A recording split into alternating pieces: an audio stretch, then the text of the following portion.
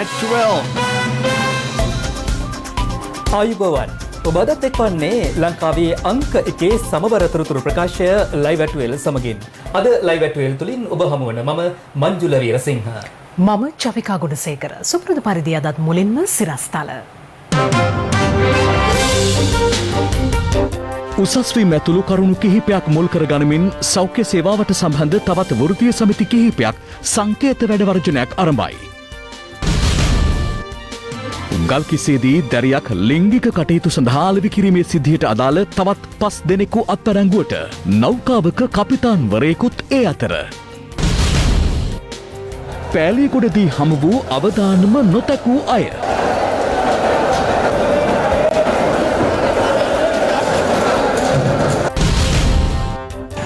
උරගස්මං හන්දියේදී පුද්ගලයෙකුට වෙඩි තබා ඝාතනය කෙරේ.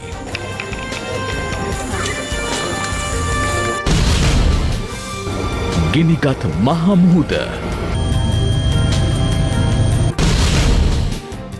LPL ක්‍රීඩක වෙන්දේසියට එක් වූ සුපිරි ක්‍රිකට් තරු. පරිපූරක වෛද්‍ය සේවා ඒකාබද්ධ බල මණ්ඩලය සහ මහජන සෞඛ්‍ය පරීක්ෂකවරුන් ඇතුළු අතුරු වෛද්‍ය සේවා ඒකාබද්ධ පෙරමුණේ වෘත්තීන් 9ක නිලධාරීන් ඉල්ලීම් කිහිපයක් මුල් කර ගනිමින් අද පෙරවරුවේ සිට සිය සේවාවලින් ඉවත්ව වෘත්තීය ක්‍රියාමාර්ගයක් ආරම්භ කළා.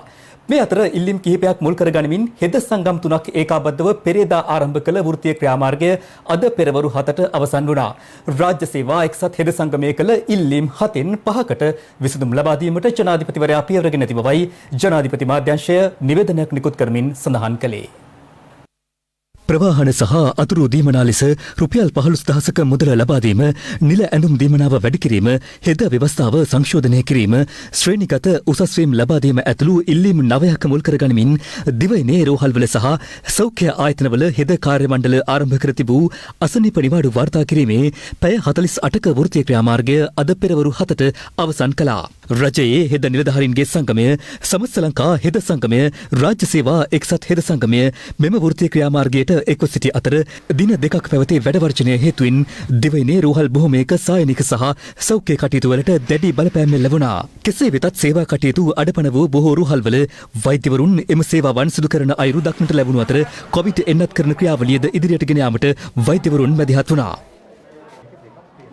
මේ අතර රාජ්‍ය සේවා එක්සත් හෙද සංගමය සමග ඊයේ පස්වරුවේ ජනාධිපති කාර්යාලයේ විශේෂ සාකච්ඡාවක් පැවති අතර එහිදී රාජ්‍ය සේවා එක්සත් හෙද සංගමය ඉදිරිපත් කළ ඉල්ලීම් 7න් 5කට විසඳුම ලබා දීමට ජනාධිපති ගෝඨාභය රාජපක්ෂ මහතා පියවරගෙන තිබෙනවා. ඒ අනුව හෙද සරසවිය ආරම්භ කිරීම, යහපාලන රජය සමයේ 2017 12.7 සහ 32 ඇල ඉරක් 2017 මගින් අත්හිට වූ මාණ්ඩලික තත්ත්වය නැවත ලබා දීම, අත්හිටුවා ඇති 3 ශ්‍රේණියෙන් 2 ශ්‍රේණියට උසස් වීම, වසර 5ක් ලෙස සහ 2 ශ්‍රේණියෙන් 1 ශ්‍රේණියට වසර 7න් උසස් කිරීම, රුපියල් 20000ක වාර්ෂික නිල ඇඳුම් දීමනාව ලබා දීම, දැනට පැය 36ක්ව පවතින රාජකාරී කාලය සතියකට දින 5කට යටත්ව පැය 30ක කාලයක් ලෙස සැලකීම විශේෂ කමිටුවක අධ්‍යයනයට යොමු කිරීම යන කරුණු 5ම ක්‍රියාත්මක කිරීමටයි ජනාධිපතිවරයා තීරණය කර තිබෙන්නේ. රුපියල් 10000 දීමනාව සහ මූලික වැටුපෙන් 100න් එකක අමතර සේවා දීමනාව ඉදිරි අයවැයෙන් ලබා දීමට ජනාධිපතිවරයා විසින් එකඟතාව පළ කර තිබෙනවා. ඒ අනුව රාජ්‍ය සේවා එක්සත් හෙද සංගමයේ ඉදිරිපත් කළ යෝජනා සියල්ලටම ජනපතිගෙන් විසඳුම් ලැබුණු බව ජනාධිපති මාධ්‍යංශය පවසනවා. රජයේ සෞඛ්‍ය අංශ කෙරෙහි දැඩි විශ්වාසයෙන් පසුවන අතර හෙද සේවාවට ඉහළ පිළිගැනීමක් ලබා දෙන බවත්, හෙද වෘත්තකයන්ට නිසි තැන ලබා දෙන බවත් ජනාධිපතිවරයා අවධාරණය කර තිබෙනවා. මේ සම්බන්ධයෙන් පැහැදිලි කිරීම සඳහා හෙද වෘත්තීය සමිතිය අදත් මාධ්‍ය හමු කදවා තිබුණා. හරිම පැහැදිලි මේක පොරොන්දු පත්‍රයක් විතරයි. ජනාධිපතිවරයා හෝ අගමැතිවරයා හෝ සෞඛ්‍ය අමාත්‍යවරිය හෝ අත්සන් කරලා පොරොන්දු පත්‍රයක් දුන්නා කියලා හෙද සේවාවේ සාධාරණ ඉල්ලීම් අවසන් වෙන්නේ නැහැ. ජනාධිපතිවරයාගේ මැදිහත් වීම අපි පිළිගන්නවා. සාධනීයයි. නමුත් පොරොන්දු වලින් විතරක් හෙද සේවාවට සාධාරණ ඉෂ්ට වෙන්නේ නැහැ. මෙන්න මේ ජනාධිපතිතුමා අස්සන මෙන්න හරි දාලා තියෙන මේවා ලබා දෙන්න කියලා පවිත්‍රාවන්‍ය ආරච්චි මහත්මියට මේක බාර දුන්නා. මෙන්න ටික අපි ඒ නිසා මා විශේෂයෙන් ජනාධිපති ජනාධිපතිතුමා මැදිහත් නුවණ නම් අද මේ ප්‍රශ්නේ රට පුරා ඊට වඩා දරුණු තාලට යනවා. ඒ නිසා අපේ යුතුකමක් තමයි කෙලෙගුණ දල කරගෙන ඒකනේ. එතුමා කිසිම කෙනෙකුට වඩා ඉතාම මේ ප්‍රශ්න ටික සැලකිල්ලට අරගෙන එතුමා ජයග්‍රහණය ලබා දුන්නේ එතුමායි. නමුත් සෞඛ්‍ය අග්‍රාමාත්‍යතුමා කිව්වේ වෙලාවේදී මේ ප්‍රශ්න පිළිබඳව පවිත්‍ර වන්‍යාරච්චි මැතිතුමා සෞඛ්‍ය ලේකම්තුමාලා කටයුතු කරා නම් මේක දිග්ගැසෙන්නේ නැහැ. අපේ දැඩි විශ්වාසයක් තිබෙන වෙනදාට වඩා ගරු ජනාධිපතිතුමාගේම නියෝග අස්වැනින්ම දුන්න නිසා සාර්ථක අපි විශ්වාසයක් තියෙනවා. මේ අතර අද උදැසන 8 සිට සේවාවලින් නිරතව වෘත්තීය ක්‍රියාමාර්ගයක නිරත වීමට තීරණය කළ බව පරිපූර්ණක වෛද්‍ය සේවා ඒකාබද්ධ බල මණ්ඩලය පවසනවා.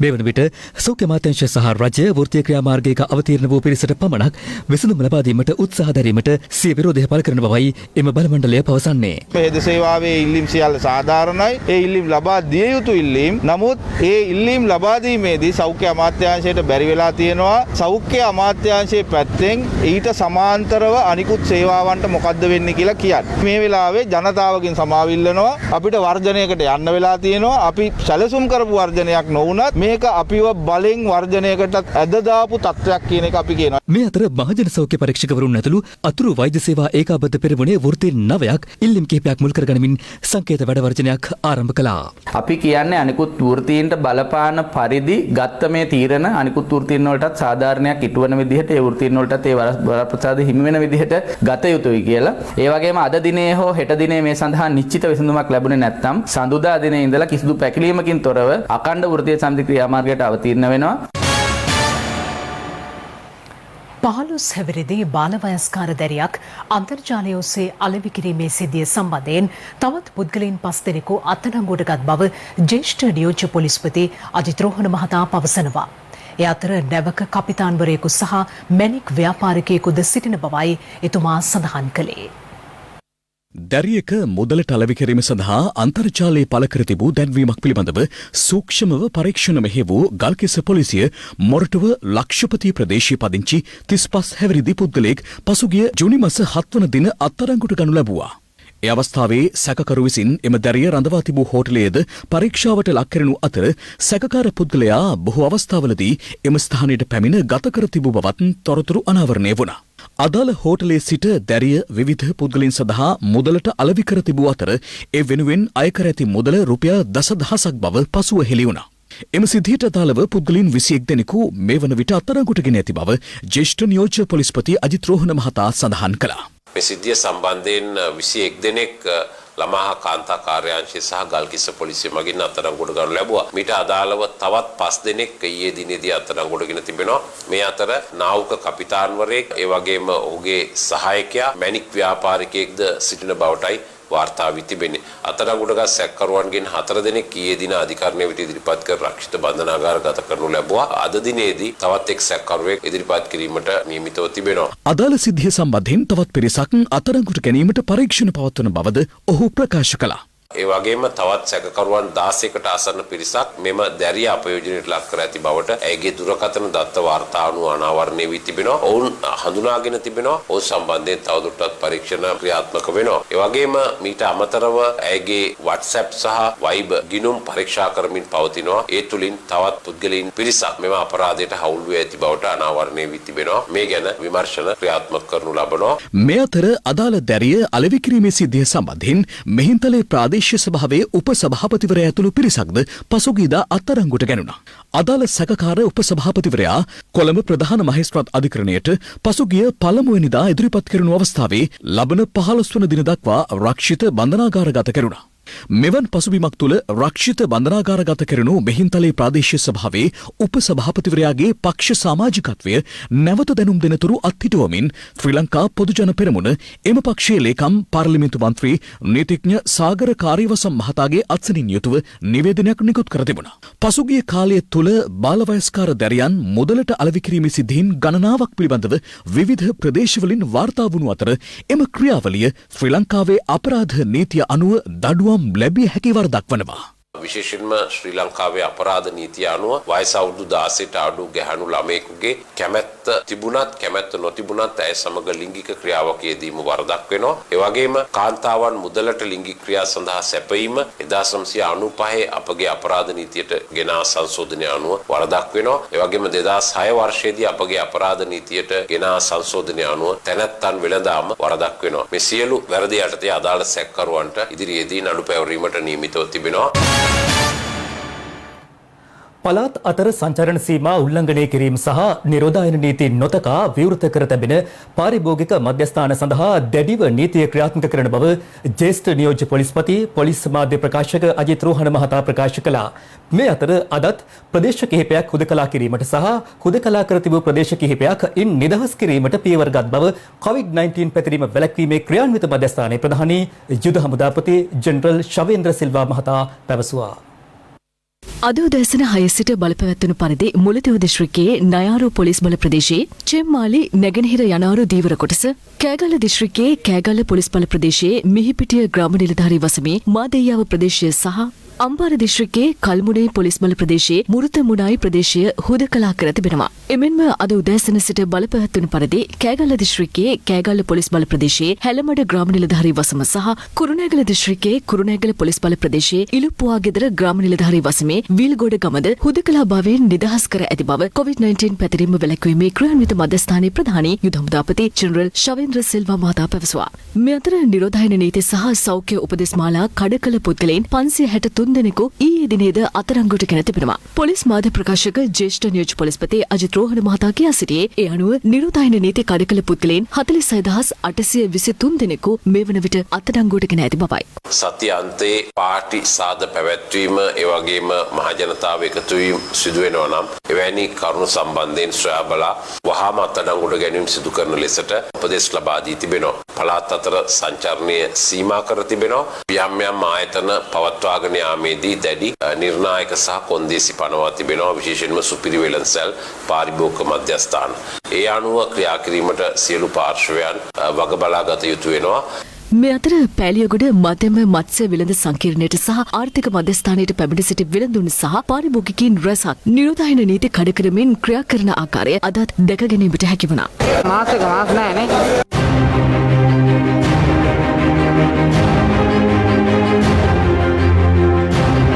කඩවත රුවන්මුතුකල ප්‍රදේශයේ තිරිඟුපිටි අලෙවි මධ්‍යස්ථානයක් වටලා වැඩි මිලට අලෙවි කිරීමට සංගවා තිබූ තිරිඟුපිටි කිලෝග්‍රෑම් 1100ක් සොයාගෙන තිබෙනවා. මේ ලොරිය මොනවද කියන්නේ? අපිට එනකොට කපඩාවක් ලැබෙනවා බඩු නැහැ කියලා. නමුත් ලොරිය වල බඩු තියාගෙන වැඩි ගානක් කුඩාවැල් හා මිරිස්ස ප්‍රදේශවලදී හෙරොයින් මත්ද්‍රව්‍ය කිලෝග්‍රෑම් 218ක් සොයා ගැනීම සම්බන්ධයෙන් අත්අඩංගුවටගත් ප්‍රධාන සැකකරුට අයත් සුපිරි වෙළඳසැලක් ඊයේ දින පරීක්ෂාවට ලක් කෙරුණා. අපරාධ පරීක්ෂණ දෙපාර්තමේන්තු නිලධාරීන් සහ මුදල් අමාත්‍යාංශයේ නියෝජිතයින් අදාළ පරීක්ෂාව සිදු කර තක්සේරු වාර්තාවක්ද ලබාගෙන ඇති බවයි වාර්තා වන්නේ. පොලිස් විශේෂ කාර්යබලකා නිලධාරීන් විසින් තලවකැලේ ප්‍රදේශයේ සිදු කළ හදිස්සි වැටලීමකදී අයිස් මත්ද්‍රව්‍ය සහ කීරළ ගංජා සමග සැකකරුවෙකු අත්අඩංගුවට ගෙන තිබෙනවා. මේ අතර කළුතර අපරාධ කොට්ටාස විශේෂ විමර්ශන ඒකකය කළුතර සෙන්ට්‍රල් හන්දිය ප්‍රදේශයේ සිදු කළ වැටලීමකදී මත්පැති සහ කීරළ ගංජා සමග සැකකරුවන් දෙදෙනෙකු අත්අඩංගුවට ගනු ලැබුවා.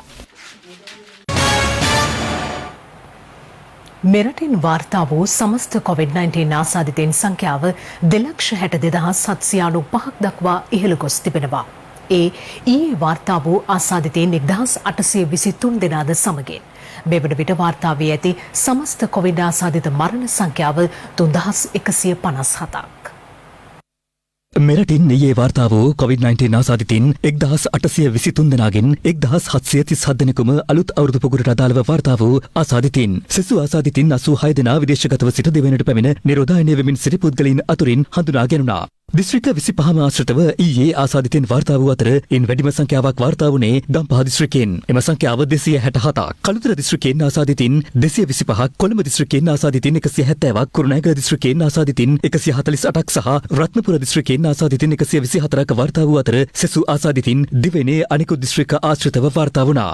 ශීඝ්‍ර ව්‍යාප්තියක් ඇති ඉන්දිය ඩෙල්ටා ප්‍රභේදය ආසාදිත පුද්ගලයින් මෙරටින් හඳුනා ගැනීමත් සමග COVID-19 ව්‍යාප්තිය තීව්‍ර වී ඇති බව ශ්‍රී ජයවර්ධනපුර විශ්වවිද්‍යාලයේ ආසාත්ම ක්‍රියාත්මකතා ප්‍රතිශක්ති විද්‍යා සහ සෛල ජෛව විද්‍යායතනයේ අධ්‍යක්ෂ ආචාර්ය චන්දිම ජීවන්තර මහතා පවසනවා. ට්විටර් පණිවිඩයක් නිකුත් කරමින් ඔහු පෙන්වා දෙන්නේ වහාම සැලකිය යුතු පිරිසක් එන්නත් කරන්නට ලක් කිරීම අනිවාර්යෙන් සිදු කළ යුතු බවයි. ඩෙල්ටා වෛරස් ප්‍රභේදයේ ආසාදිත පොකුරු දිවයින පුරා බෙහෙීමේ හැකියාවක් තිබෙනවා නේද? අනිවාර්යයෙන්ම තියෙනවා. ඩෙල්ටා ප්‍රභේදය ලංකාවේ තියෙන බව දැන් අපි දන්නවා. මේක අපිට ඇහැට පෙනෙන්නේ නැහැ. අපිට ඉන්න රෝගියාව එලිපිට අඳුනා ගන්න බෑ. මේ ප්‍රභේදය ශරීරගත වූ අය අනන්තවත් ඉන්න පුළුවන්. ඒ අය සෞඛ්‍ය පුරුදු පිළි නොපැද්දොත්, ඒ වගේම ඒ අය ආශ්‍රය කරන අය සෞඛ්‍ය පුරුදු පිළි නොපැද්දොත් මේ රෝගය බෝ කිරීමට දායක වෙන්න පුළුවන්.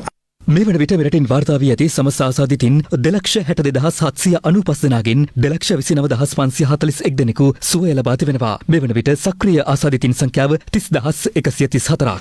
අහඹු PCR පරීක්ෂණ මගින් ආසාදිතින් 13 දෙනෙකු හඳුනා ගැනීම හේතුවෙන් පසුගිය 26 වෙනිදා වසා දැමුණු ගොඩකවෙල කවුඩුවාව ප්‍රදේශයේ ඇඟලුම් කම්හලෙන් තවත් ආසාදිතින් 26 දෙනෙකු හඳුනාගෙන තිබෙනවා.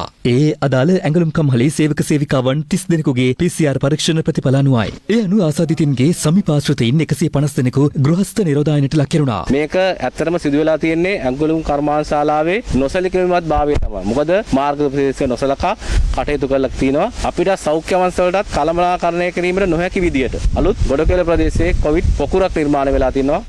මස්කලිය සෞඛ්‍ය වෛද්‍ය නිලධාරී කාර්යාල බල ප්‍රදේශයට අයත් නවුඩ් නගරයේ මත්පැන් අලෙවිසලක සහ ඉන්ධන පෙරවුම්හලක සේවකයින් දෙදෙනෙකුට COVID-19 ආසාදනය වී තිබෙනවා. ඒ අනුව අදාළ මත්පැන් අලෙවිසල සහ ඉන්ධන පෙරවුම්හල తాවකාලිකව වසා දැමුණා. මිතමතරව නවුඩ් ප්‍රදේශයෙන් තවත් ආසාදිතින් 10 දෙනෙකු වාර්තා වී තිබෙනවා. වවුනියාව නගරයේ සිදු කළ අහඹු PCR පරීක්ෂාවකින් සතොස් ශාඛාවේ සේවකයෙකු ආසාදිතයෙකු ලෙස හඳුනා ගැනුණා. ඒ අනුව වවුනියාව සතොස් ශාඛාව ඊයේ පස්වරුවේ වසා දැමීමටයි සෞඛ්‍ය අංශ පියවර ගත්තේ.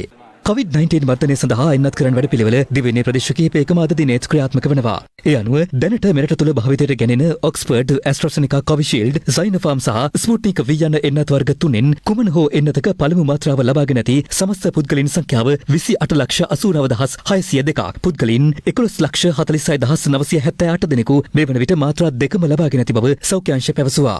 ඊයේ තහවුරු කෙරුණු COVID-19 ආසාදිත මරණ 37ත් සමග මෙරට සමස්ත ආසාදිත මරණ සංඛ්‍යාව 3,157ක් දක්වා ඉහළ ගියා. ඉන් ආසාදිත මරණ 2,548ක්ම වාර්තා වී ඇත්තේ COVID-19 තුන්වන රැල්ලට අදාළවයි. පළමු රැල්ලේ ආසාදිත මරණ 13ක් සහ දෙවන රැල්ලේදී ආසාදිත මරණ 596ක් වාර්තා වී තිබුණා. එල්පිටිය ඌරගස්මංහන්දිය ප්‍රදේශයේ සිදු වූ වෙඩි තැබීමකින් පුද්ගලයෙකු මිය ගොස් තිබෙනවා. මෙලෙස මිය ගොස් ඇත්තේ අවුරුදු 37ක එක් දරුපියෙක්. ඌරගස්මංහන්දිය තේවත්ත ප්‍රදේශයේදී ඊ රාත්‍රී 10:30ට පමණ මෙම වෙඩි තැබීම සිදුව තිබෙනවා. ඝාතනයට ලක් වූ පුද්ගලයා සිය නිවස ඉදිරිපිට සිටියදී පැමිණි නාඳුනන පිරිසක් විසින් මෙම වෙඩි තැබීම සිදු කර ඇති බවට හෙළිවැතැයි පොලිසිය සඳහන් කළා. වෙඩි වැදීමෙන් තුවාල ලැබූ පුද්ගලයා ඇල්පිටිය මූලික රෝහලට ගෙන යන අතරතුර මිය ගොස් තිබෙනවා. සිද්ධියෙන් මියගිය පුද්ගලයා මද්ද්‍රව්‍ය භාවිතය සම්බන්ධයෙන් චෝදනා ලැබුවෙකු බවද පොලිසිය කියා සිටියා. සිද්ධියෙන් මිය ගොස් ඇත්තේ ඌරගස්මංහන්දිය තේවත්ත ප්‍රදේශයේ පදිංචිව සිටි 37 හැවිරිදි එක් දරුපියෙක්.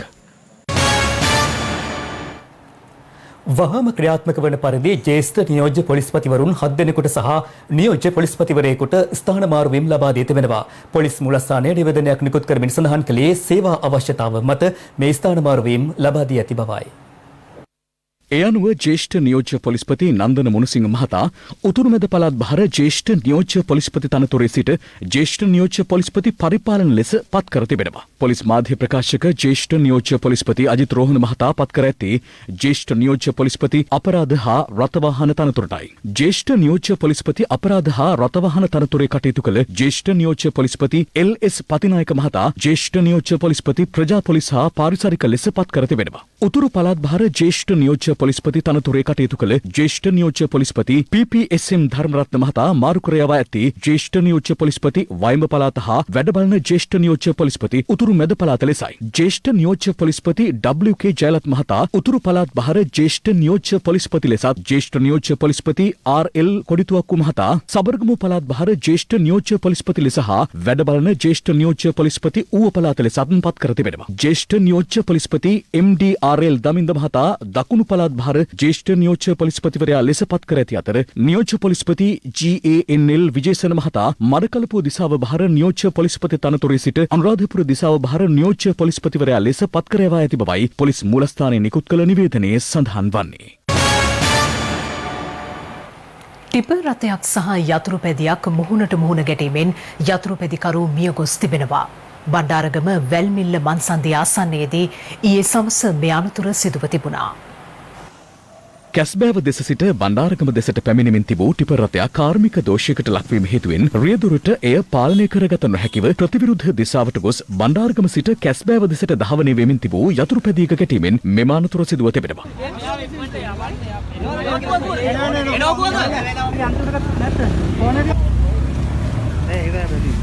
අනතුරින් බරපතල තුවාල ලැබූ යතුරුපැදිකරු සුවසරිය ගිලන් රථයකින් කළුබවිල රෝහලට ඇතුළත් කළද ඒ වන විටත් යතුරුපැදිකරු මියගොස් සිටි බවයි පොලිසිය පවසන්නේ. මෙසේ මියගොස් ඇත්තේ පිළියන්දල මඩපාත මාකන්දන පදිංචි 54 හැවිරිදි එක් දරුපියෙක්. මේ අතර මාර්ග ප්‍රතිසංස්කරණ කටයුත්තකට කොන්ක්‍රීට් ගල් රැගෙන ගිය ටිපර් රථයක් රියදුරට පාලනය කරගත නොහැකිව පෙරළී යාමෙන් බොගවන්තලාව බොගවානවත්ත ප්‍රදේශයේදී අනතුරක් සිදු වුණා.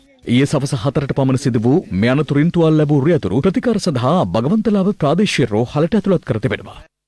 මේ අතර මාතර වලස්මුල්ල කණුමුල්දෙනිය ප්‍රදේශයේදී අද අලුයම වැලි රැගෙන ඒමට යමින් සිටි ටිපර් රථයක් ඇලකට පෙරළී අනතුරකට පත්ව තිබෙනවා. රියදුරට නින්ද යාම හේතුවෙන් මෙම අනතුර සිදු ඇති බවටයි පොලිසිය සැක කරන්නේ.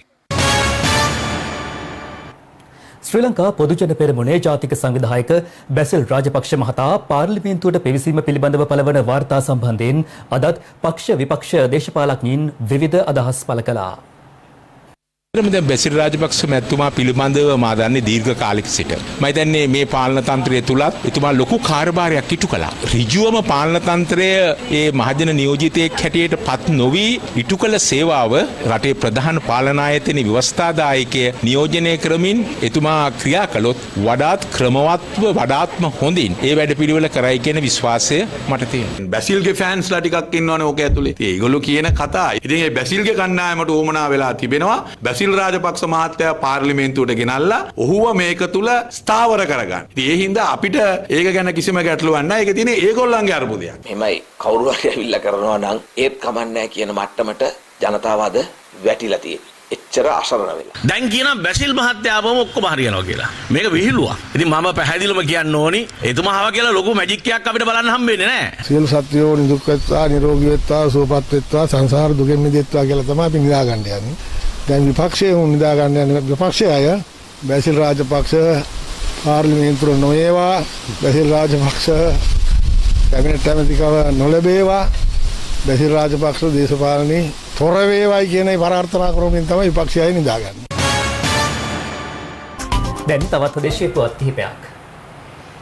අත්වැරදීමක් හේතුවෙන් රාජ්‍ය බැංකුවකින් ගෙනුම් ගත කළ රුපියල් ලක්ෂ 13ක මුදලක් එම බැංකුවට යලි ලබා දීමට දඹුල්ල යාපාගම ප්‍රදේශයේ තරුණියක් කටයුතු කර තිබෙනවා. මේ තරුණිය ගැන අද අපි ඔබට කියන්නට කල්පනා කළේ ඇය කළ ක්‍රියාවෙන් වත්මන් සමාජයට ලබා දෙන වටිනා ආදර්ශය නිසායි. රූපලාවන්‍ය ආයතනයක හිමිකාරිණියක් වන දඹුල්ල යාපගම ප්‍රදේශයේ පදිංචි නිලුෂිකා ජයවර්ධන තම හිතවතෙකු මගින් රුපියල් ලක්ෂ 7ක මුදලක් පසුගියදා දඹුල්ලේ පිහිටි රාජ්‍ය බැංකුවකින් ලබාගෙන තිබුණා. ඇය අදාළ මුදල නිවසට රැගෙන විත් ගණන් කිරීමේදී රුපියල් ලක්ෂ 20ක මුදලක් එහි අන්තර්ගත බව වැටහීමෙන් ඒ පිළිබඳව වහාම අදාළ බැංකුව දැනුවත් කිරීමට කටයුතු කර තිබුණා. මගේ අත්‍යවශ්‍යතාවය කරගන්න කලින් චුට්ටක් ආපහු සල්ලි පොඩ්ඩක් ගණන් කරා. ගණන් කරද්දී මට තේරුණා 5000 කොළ වලින් ලක්ෂ 5 මිටි 4ක් තිබුණා. ඒ කියන්නේ ලක්ෂ 20ක් තිබ්බා. ඒ මල්ලේ රිසිට් කරලා අරගෙන තියෙන්නේ ලක්ෂ 7ක්. අපි මේ මල්ලේ බැංක් එකට කෝල් කරලා කියලා තිබුණා මෙතන වැඩිපුර මුදල් ප්‍රමාණයක් අපිට ලැබිලා තියෙනවා කියලා. අපි නැවත ඒ ලක්ෂ 13 එහෙමම ඒගොල්ලන්ට බාර දුන්නා. සිය අවශ්‍යතාව වූ රුපියල් ලක්ෂ 7ක මුදලට අමතරව ලැබුණු රුපියල් ලක්ෂ 13ක අතිරේක මුදල යලි බාර දීමට කටයුතු කිරීම පිළිබඳව ඇය මෙලෙස අදහස් පළ කළා. ඒ විදිහට හැබැයි බැංක් එකේ මාත්‍ර මම හිතන්නේ දැනගෙන ඉඳලා නැහැ. අර පණිවිඩේ බැංක් එකට දුන්නාට පස්සේ තමයි දන්නේ. ඇත්තට මේක අපිට අදාළ මුදලක් නෙවෙයිනේ. කාගේ වුණත් මුදලක්නේ. ඒක වහාම දන්නවලා අදාළ අයට ඒක දෙන්න ඕනේ කියන එක ඒ වෙලාවේ හිතුණා. තවත් දේශීය පුවත් කිහිපයක් කෙටියෙන් දක්වමු දැන්. LTT සංවිධානය හා එහි නායකයා පිළිබඳව ජාතීන් හා ආගම් අතර අසමගිය ඇතිවන අයුරින් සමාජ මාධ්‍ය භාවිත කරමින් තොරතුරු ප්‍රවර්ධනය කළ පුද්ගලයෙකු ත්‍රිකුණාමල කොට්ටාශ අපරාධ විමර්ශන ඒකකය මගින් අත්අඩංගුවටගෙන තිබෙනවා. මෙලෙස අත්අඩංගුවටගෙන ඇත්තේ 24 හැවිරිදි ත්‍රිකුණාමලේ ප්‍රදේශයේ පදිංචි තරුණයෙක්. වැල්ලවාය කොටවෙහෙරගල යාය කඳු රක්ෂිතයේ ඊයේ පස්වරුවේ හටගත් ගින්නකින් අක්කර 100කට වැඩි ප්‍රමාණයකට හානි සිදු ඇති බව අපවාර්තාකරු පවසනවා. කිසියම් පුද්ගලයෙකු රක්ෂිතයට ගිනි තබන්නට ඇති බවට පොලිසිය සැකපල කරන අතර පවතින වියලි කාලගුණය හා තද සුළං තත්ත්වය හේතුවෙන් ගින්න පාලනයට දැඩි බලපෑම් එල්ල වී තිබෙනවා. අම්බලන්තොට පළුගස්වල මාර්ගය අසල තිබූ විශාල නුගගසක් කඩා වැටීමෙන් මාර්ගයේ ගමන්ගත් පාපැදිකරුවෙකු බරපතල තුවාල ලබා අම්බලන්තොට රෝහලට ඇතුළත් කර තිබෙනවා. නුගගස කඩා වැටීමෙන් අම්බලන්තොට පළුගස්වල මාර්ගය අවහිර වී තිබූ අතර විදුලි රැහැන් කිහිපයකටද හානි සිදුව තිබෙනවා. මහජන බැංකුව ස්ථාපිත කර වසර 60ක් සැපිරීමේ සංවත්සර සැමරුම කොවිඩ් වසංගත තත්ත්වය හමුවේ සෞඛ්‍ය නිර්දේශයන්ට අනුකූලව පසුගියදා මහජන බැංකුව ප්‍රධාන කාර්යාලයේදී අභිමානවත් අයුරින් පැවැත්වුණා. මෙහිදී මහජන බැංකුවේ සභාපති සුජීව රාජපක්ෂ හා ප්‍රධාන විධායක නිලධාරී සාමාන්‍ය අධිකාරී රංජිත් කොඩිතුවක්ව යන මහත්වරුන්ගේ ප්‍රධානත්වයෙන් මහජන බැංකුව මූලස්ථාන ශාඛාවේ ඉදි කර ඇති ඩිජිටල් චෙක්පත් තැන්පතු යන්ත්‍රය විවෘත කිරීම සිදු කෙරුණා. මීට සමගාමීව නවලෝක රෝහල් පරිසරයේදී ස්වයං බැංකු කරන ඒකකයක්ද ස්ථාපිත කෙරුණා. දැන් ක්‍රීඩා පුවත්. ලංකා ප්‍රීමියර් ලීග් ක්‍රිකට් තරඟාවලියේ ක්‍රීඩකින්ගේ ලියාපදිංචිය ඊයේ අවසන් වුණා. ඒ අනුව මෙවර තරඟාවලියේ ක්‍රීඩක වෙන්දේසියට ඉදිරිපත් වීම සඳහා ප්‍රසිද්ධ ක්‍රිකට්තරු රැසක් එක්ව සිටිනවා.